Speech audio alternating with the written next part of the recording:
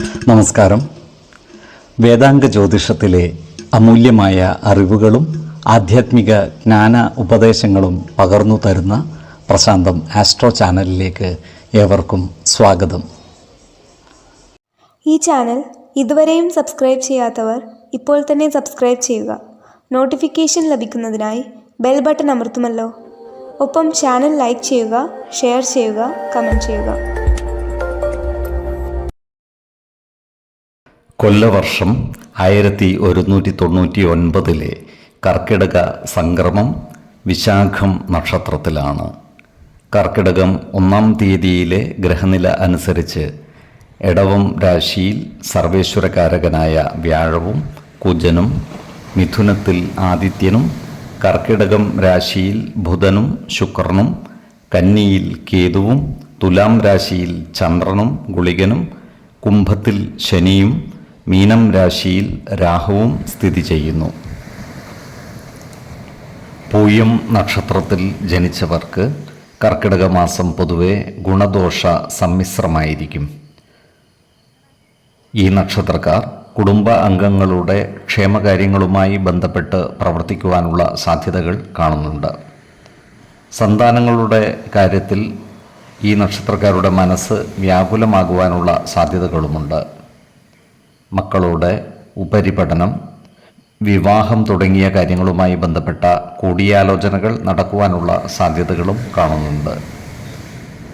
വിശ്വാസികളായവർക്ക് ഇത്തരം വിഷയങ്ങളിൽ ഉചിത തീരുമാനമെടുക്കുവാൻ ജാതക പരിശോധന നടത്തുകയും വേണ്ടിവന്നാൽ ജ്യോതിഷ പ്രശ്നചിന്ത ചെയ്ത് ഗുണദോഷ വിചിന്തനം നടത്താവുന്നതുമാണ്.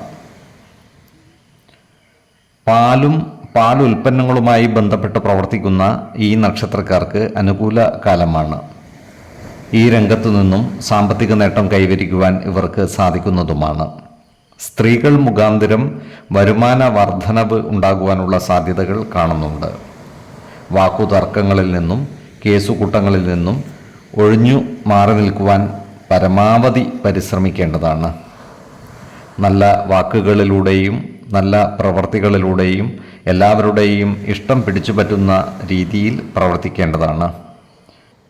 അതുപോലെ വസ്തുവകകൾ പണയം വെച്ച് ധനം ശേഖരിക്കുന്നത് ഒഴിവാക്കുന്നതാണ് ഗുണകരമാവുക.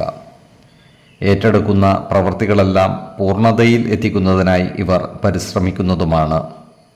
എന്നാൽ ഏതൊരു കാര്യം ചെയ്യുമ്പോഴും 2 വട്ടം ആലോചിച്ചു മുന്നോട്ട് നീങ്ങുന്നതാണ് ഗുണകരമാവുക. 1, 10, 20 തീയതികൾ അനുകൂലമാണ്.